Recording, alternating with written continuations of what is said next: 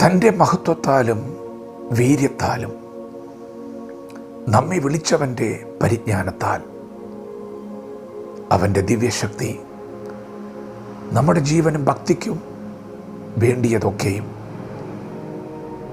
ദാനം ചെയ്തിരിക്കുന്നുവല്ലോ. ദൈവത്തിൻ്റെ മാറ്റമില്ലാത്ത വചനം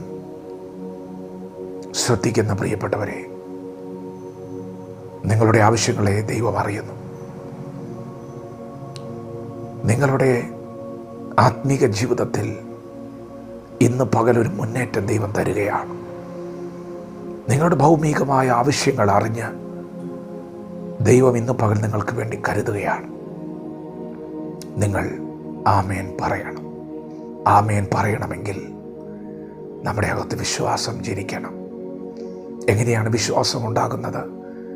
ദൈവവചന കേൾവിയാലാണ്. പ്രിയപ്പെട്ടവരെ, ദൈവത്തെക്കുറിച്ചുള്ള പരിജ്ഞാനം നമുക്ക് ലഭിക്കുന്നത് ദൈവവചനത്തിലൂടെയാണ്. ആരാണ് ദൈവം? ദൈവവും മനുഷ്യനുമായിട്ടുള്ള ബന്ധം എന്താണ്? മനുഷ്യൻ്റെ ഉൽപ്പത്തി എന്താണ്? ഇങ്ങനെ ദൈവത്തെക്കുറിച്ചും മനുഷ്യനെക്കുറിച്ചും ആഴമേറിയ വെളിപ്പാടുകൾ നൽകുന്ന പുസ്തകമാണ് വിശുദ്ധ വേദ പുസ്തകം. ദൈവത്തെക്കുറിച്ചുള്ള അറിവ് നൽകുന്ന വചനം ദൈവശക്തിയാണ്. നിങ്ങളത് വിശ്വസിക്കുമ്പോൾ തന്നെ ആ ശക്തി പുറപ്പെടുന്നു. നിങ്ങളുടെ ജീവിതത്തിന് ആവശ്യമായത്, ഭക്തിക്ക് ആവശ്യമായത് ദൈവം റിലീസ് ചെയ്യുന്നു. ഒരു വചനം പറയാം: എന്ത് തിന്നും, എന്ത് കുടിക്കും, എന്തൊടുക്കും എന്നതിനെക്കുറിച്ച് നിങ്ങൾ വിചാരപ്പെടരുത്. നിങ്ങളെക്കുറിച്ച് വിചാരമുള്ളൊരു പിതാവുണ്ട്. ഇതൊക്കെയും നിങ്ങൾക്ക് ആവശ്യമെന്ന് പിതാവ് അറിയുന്നു. ഒരു കൊച്ചുകുട്ടിയാകാനാണ് ദൈവം നമ്മളോട് പറയുന്നത്. നിങ്ങൾക്ക് മക്കളുണ്ടെങ്കിൽ ആ കുഞ്ഞുങ്ങൾക്ക് എന്ത് വിചാരമാണുള്ളത്? അവരുടെ പഠനത്തെക്കുറിച്ച്, അവരുടെ ആവശ്യങ്ങളെക്കുറിച്ച്, അവരുടെ ഭാവിയെക്കുറിച്ച് അവർക്ക് വിചാരമില്ല. പക്ഷേ അവർക്കൊരപ്പനും അമ്മയും ഉണ്ട്. അവർക്ക് വിചാരമുണ്ട്. പുതിയ അധ്യയന വർഷം തുടങ്ങുമ്പോൾ കുഞ്ഞിൻ്റെ ആവശ്യം അറിയുന്ന പിതാവ് കുഞ്ഞു പോലും അറിയാതെ കുഞ്ഞിന് വേണ്ടതെല്ലാം കരുതുകയാണ്. നിങ്ങളങ്ങനെ ചെയ്യാറില്ലേ? അങ്ങനെയെങ്കിൽ ഇന്ന് പകൽ നിങ്ങൾ ആമേൻ പറയണം. ഇന്നത്തെ നിങ്ങളുടെ ആവശ്യങ്ങളെ പിതാവ് അറിയുന്നു. നാളുകളെക്കുറിച്ച് ദൈവത്തിന് വിചാരമുണ്ട്. നിങ്ങളങ്ങനെ വിശ്വസിച്ച് ആമേൻ പറയാൻ തുടങ്ങിയാൽ വചനം പറയുന്നു, അവൻ്റെ ദിവ്യശക്തി, അവനെക്കുറിച്ചുള്ള അറിവിൽ നീ വിശ്വസിക്കുമ്പോൾ പുറപ്പെടുകയാണ്. ആ ശക്തി പുറപ്പെട്ടിട്ട്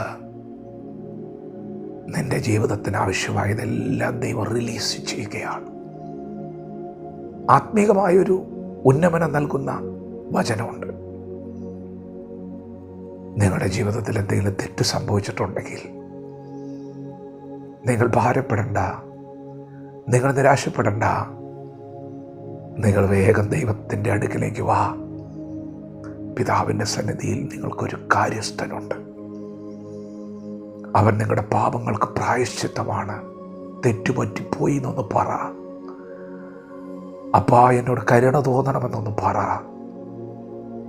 അവൻ ധാരാളം ക്ഷമിക്കും. യേശുവിൻ്റെ രക്തം സകല പാപവും പോക്കി നമ്മെ ശുദ്ധീകരിക്കും. നിങ്ങളൊന്ന് വന്നു നോക്ക്, ഒന്ന് പറഞ്ഞു നോക്ക്. ദൈവശക്തി എന്താണെന്ന് നിങ്ങൾ കാണും. എന്താണ് ദൈവശക്തി? ദൈവം ക്ഷമിക്കും. രക്ഷയുടെ സന്തോഷം നിങ്ങളുടെ അകത്തു വന്ന് നിറയും. നിങ്ങൾ വരുമ്പോൾ, ഏറ്റുപറയുമ്പോൾ റിലീസ് ആവുകയാണ് ശക്തി. പ്രിയപ്പെട്ടവരെ, ദൈവത്തെ അറിയണം.